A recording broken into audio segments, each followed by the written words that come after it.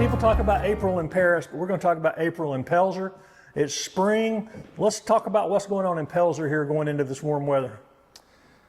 April in Paris, you say? That sounds pretty exciting, but April in Pelzer, that's going to be a lot more affordable. You don't need a plane ticket, and you can visit for the day. Yeah, we're not quite as fancy as Paris just yet, but we're working on it. And one of the things that we have discovered, a very inexpensive, low-maintenance way to beautify any place in town, wildflowers. Man, I am sold on wildflowers. Let me tell you a story about why. So these medians out here on Levee Street, Highway 8, have been a point of contention for a long time. When they first went in, people didn't like them. You know, I got to drive around them.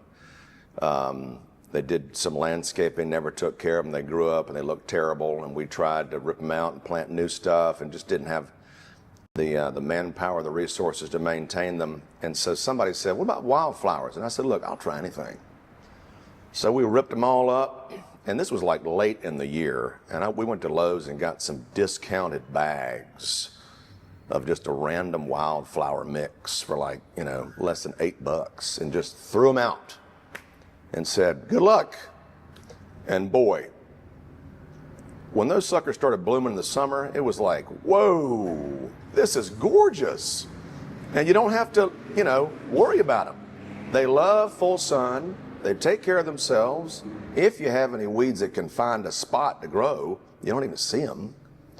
And so we thought, man, this is great. The only problem is that DOT says you got to have something that's less than 4 feet high. And so that's a good lesson to learn. And so this past winter, we tore it all up, what was left. We put down new dirt, and I ordered some new wildflower seeds on Amazon, which you can get any kind of wildflower seed you want on Amazon. And it tells you how tall they're going to grow. So I ordered some, usually like 18 inches to 2 feet tall. Big old 5-pound bag of, I think it was called blue flax, something like that. And I had planned to put it out there before the growing season. Of course, things got busy. And what you know, we pulled up all those wildflowers, put down new dirt, and they grew back. Everything you see out there was the wildflowers who said, no, we're not done yet. And they're in full bloom in early April. They're gorgeous. And so we went out there and pulled up the weeds and the ones that are going to be too tall. And I did put out that blue flax, so it's going to be growing it and complementing what's already there. But it's so pretty. And so the plan, and I hope that we have time to do it, is to beautify our entrances at the intersection and the bridge and some key spots along the way, so that when people drive through, they'll get to see these beautiful flowers that are, again, cheap, low maintenance, and it's great for all the right reasons. Bees love them. Pollinators love them. You got to have pollinators, got to have them. And it brings everybody instant joy. You can't look at a beautiful flower garden and stay angry for very much longer. So this weekend I'm going to the South Carolina native plant sale at the old Greenville Braves Stadium at Conestee. And I'm going to see if I can get some wildflowers that are native to our fine state and put them at the entrance down there by the bridge. So I cannot wait. It's going to be awesome. All right, let's do a quick... City Running Club, which is a running club made up of locals who weekly run through West Pelzer to Pelzer, here down to the bridge, and also in Williamston. And it's a group that got formed of really great people, and they also enjoy doing some community service. So this past Saturday, they asked me, they said, do you have anything for us? I said, oh yeah, I got something for you. So we met here at Cryptid Coffee at 9 o'clock and had some great coffee. They'd never seen this place before. We're very impressed. And then we went right over there to the bridge, and there's a strip of grass that is always overgrown and never kept. And I asked DOT if this was okay, and they said yes. And we dug it all up, picked up all the trash, dug it all up. Probably the first time since it's been built. And I'm going to get some good dirt. And this Saturday is the South Carolina native plant sale. at the old Greenville Braves Stadium over there near Conisty, right? And I've never been to it. I just happened to see it. And I am educating myself on wildflowers and also native plants. And they've got a huge list and thousands of plants for sale of wildflowers and trees and shrubs that are all native to South Carolina, which means they belong here and they thrive here. And so I thought, how cool would it be for folks who are coming in from Greenville County to be hit with a little wow zone of all these beautiful flowers that are actually native to our state. I'd love to keep doing more of that because, you know, it's just so easy and beautification is so important for a little town like this to sell ourselves as a place that you want to come do business and that you want to come start maybe your first home, buy an old mill house and renovate it. And so we're excited about those things. We've got a few events coming up too. Councilman Eddie Waits had a great idea. I think he's calling it the Golden Easter Egg. And he's taken up donations from almost 100% of all Pelzer businesses. And he's doing a drawing next Friday here at Cryptid Coffee, April 18th. And people can go get a ticket, one per day, wherever the Golden Easter Egg is stationed. And he features a different Pelzer business every day. And it draws people in to that business to get that ticket.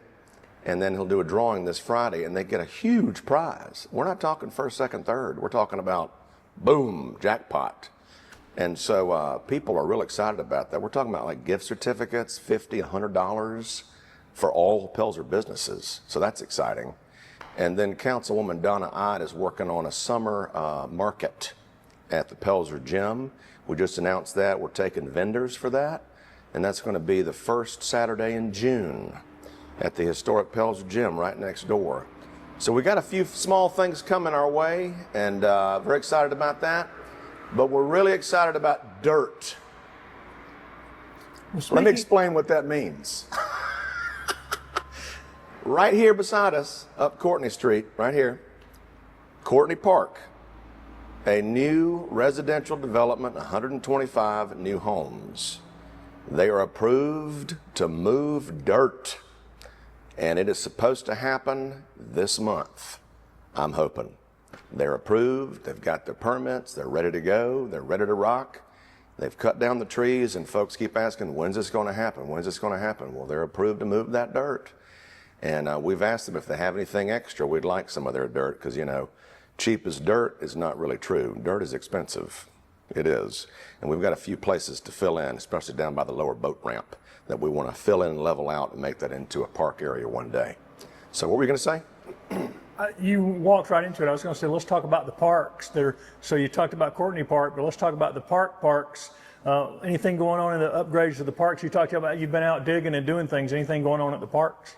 Yes, sir. We spent some money recently clearing out some brush down there at the lower boat ramp. They've been asking for that for years. They want to see through it and see to the river, and also it's another safety measure. So we spent some money clearing all of that out, and we've been taking out dead trees and other areas in the right-of-way and some of the town lots that the residential lots that the town owns, empty vacant lots, trying to take care of those and clean those up, because, you know, if we don't take care of our own properties, we can't expect anybody else to take care of theirs, you know, so we have to do that.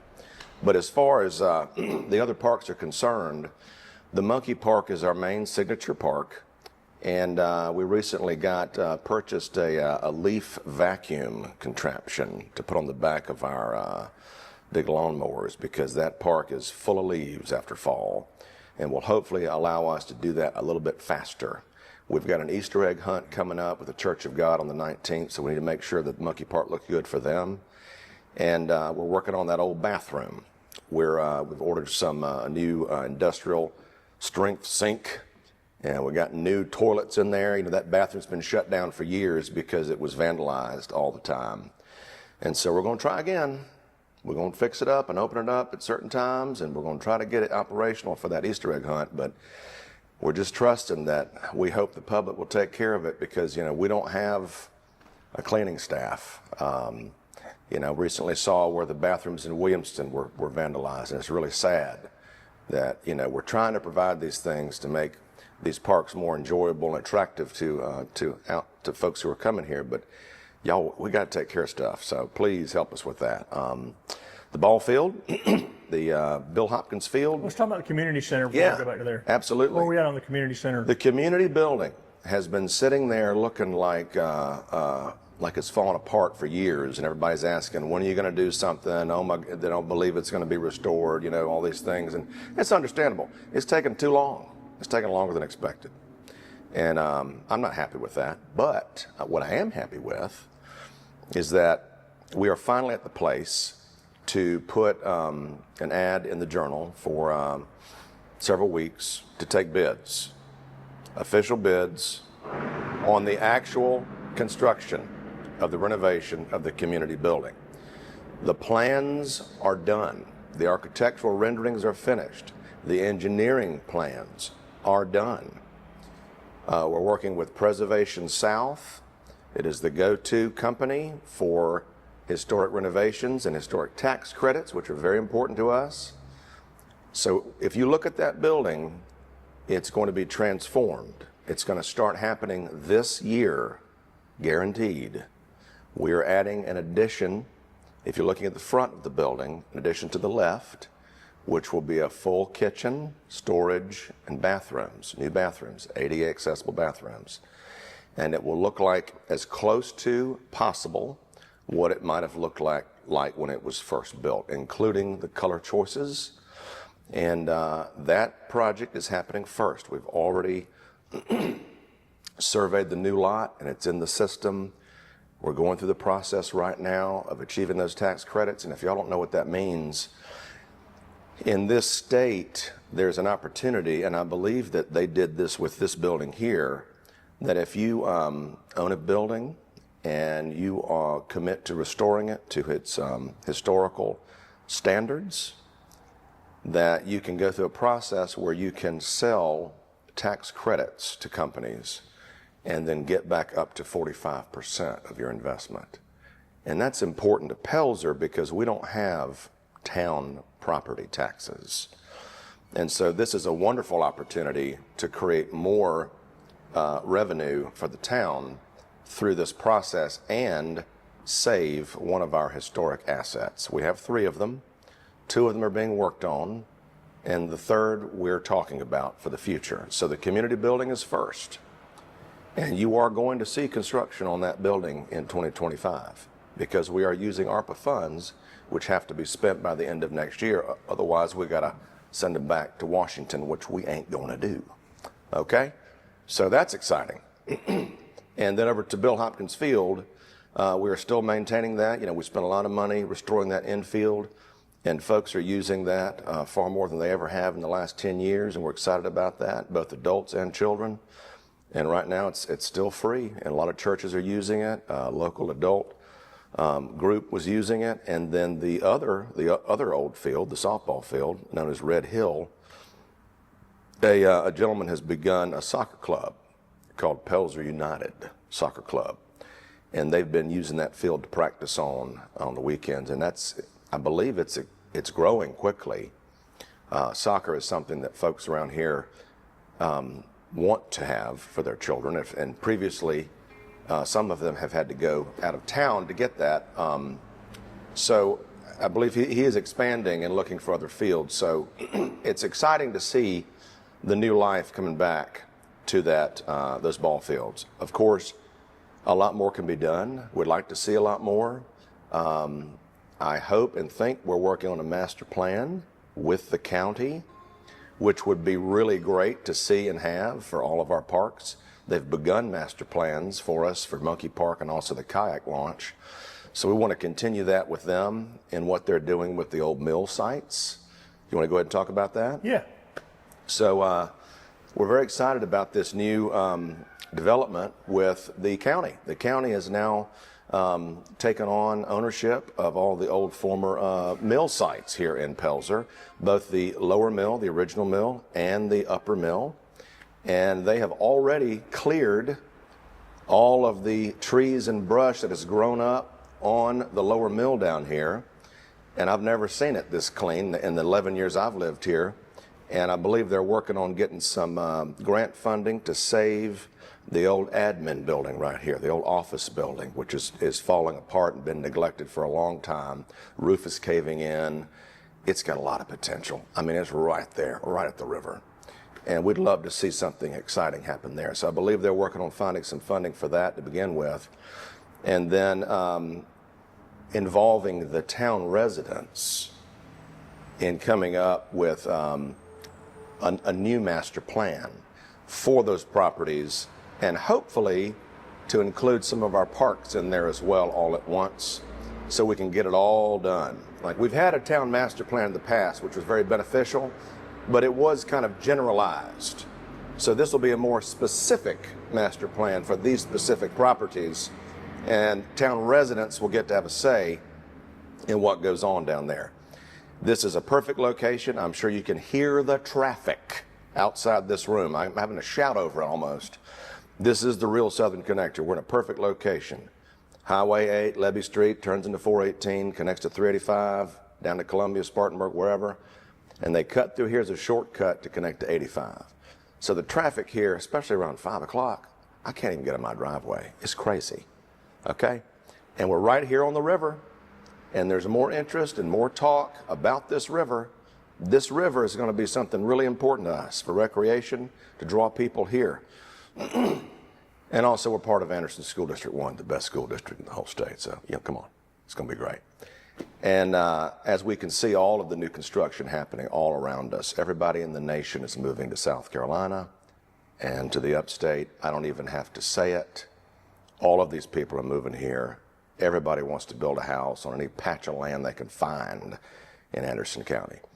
And so we're excited to see that growth and how it's going to boost this little town. And I hope that we can continue to retain our identity and welcome our new visitors and new neighbors to this town, because it's coming. It's inevitable. So let's get ready for it, and let's get excited about it, and let's open our arms to it. It's going to be great. These things you're talking about, too, are likely to increase the business climate here, too. New businesses are going to come in once you get the old lower mill property developed and things coming along. Let me tell you, Greg, I've been looking at all these articles about these old mill sites in and around downtown Greenville. Sites that are polluted, nasty, run down, disgusting, much worse off than what we've got right here.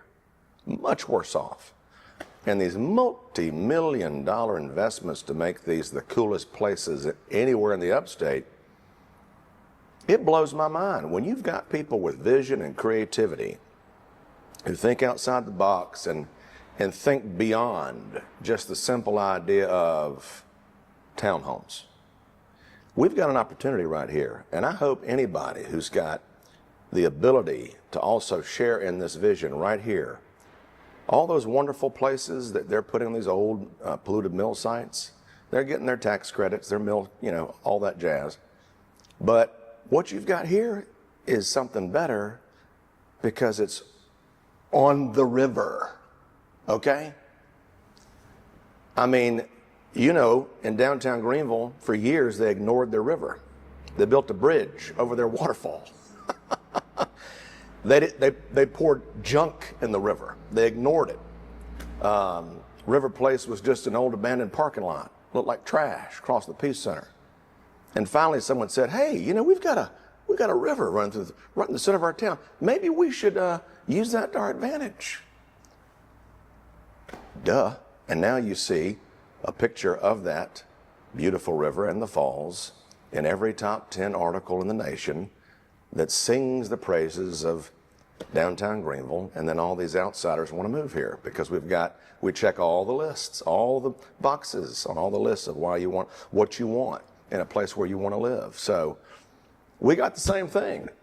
We got the same thing, but it's a small town version. It's that quaint little Mayberry small town version, the bedroom community. So if you don't want the hustle and bustle of all that, what's going on with all those $1 million condos in downtown Greenville, but you want access to it, right? come on down here. We've got affordable housing. And we've got housing that was built with real lumber in the 1890s. And so you can be a part of this, the transformation of this community as we write that next chapter in our story. But what I'd like to see there, and I'm just one person, I'd like to see a mixture of things as we're seeing in these other locations. Not just residential, but commercial, restaurants. Y'all, we gotta have some restaurants. Gotta have some restaurants. We are losing out because I'm telling you, our theater, Milltown Players, last calendar year brought in 25,000 people. And they're going to every restaurant in the area. But if there was a couple right here in town that catered to them and were open late, they'd be making some big bucks, baby. And it's on the river. All right? But a destination, you know, you don't have to do one thing. You can do many different things. More entertainment, right? We could be at the entertainment mecca of the upstate if we wanted to. Access to the river, recreation on the river, kayaks, canoes, whatever you like. I mean, the possibilities are endless. And I was telling a gentleman yesterday this. I said, you know, when I talk to all the old timers in Pelzer who lived here back in the day, Pelzer used to be number one in everything. And he said, yeah, you're right, you're right. I said, we've lost that mentality. We need to regain that mentality. We need to stop thinking that we're last. Stop making excuses and stop blaming for whatever reason. We need to have that mentality again, that pride of Pelzer is number one in everything, and believe it. And it will happen. I know it will happen. It may take longer than we want, than I want or you want, but if we just keep on working, we can have it. Because, you know, we've already got the number one community theater. I'm biased. But I was, for example, I was so thrilled to see on Instagram that someone came here to Cryptid Coffee and basically she tagged all of her favorite Greenville coffee spots. Right? And there were like just 5 of them, and Cryptid Coffee was on the list. And I thought, see, there it is. If you have a great idea and a vision and you do it right, and this family worked for 3 years restoring this building, and every time I come here, it's full of people that I've never seen. I've never seen. And I asked the owner, Callie, I said, who are all these people? Where are they? I've never seen them in Pelzer before. I mean, it's so exciting, and the atmosphere here is wonderful. So, you know, that's a big thing that I want people to start thinking who are from here and have lived here their whole lives, and their parents and their grandparents who worked in the mill, and people who've just moved here. Like, it all starts with attitude. Attitude is everything, everything. And if you don't like the way something's going, that's okay. But you have a choice. You can tear it down on Facebook, or you can say, how can I help? What can I do? Can I help you with this? I got an hour on Saturday. What can I do? You'd be amazed. The Tri-City Running Club and I cleared that whole place right over on the bridge before lunch. It was nothing. I couldn't believe it. I was like, wow, look at the progress. Something so small, but something so indicative of what is possible. So that's my message, and I'm sticking to it.